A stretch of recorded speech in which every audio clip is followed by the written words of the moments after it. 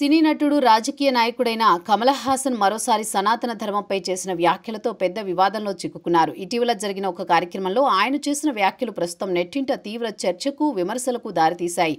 విద్య అనేది నియంతృత్వాన్ని ఎదుర్కొనేందుకు ఒక ఆయుధం లాంటిదని, ఇది సనాతన సిద్ధాంతాలను బ్రేక్ చేస్తుందని ఆయన చేసిన వ్యాఖ్యలు వివాదాస్పదమయ్యాయి.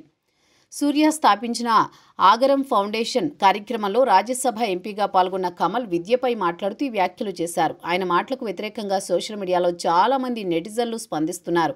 సనాతన ధర్మం ప్రపంచానికి జ్ఞానాన్నిచ్చిందని, అది అజ్ఞానం నుండి విముక్తిని కలిగించేది అని కొందరు అంటున్నారు. కమల్ హాసన్ విద్యను సనాతన ధర్మానికి వ్యతిరేకంగా చూపించడం హిందూ సంప్రదాయాలపై దాడిగా భావించవచ్చని మరికొందరు అభిప్రాయపడుతున్నారు.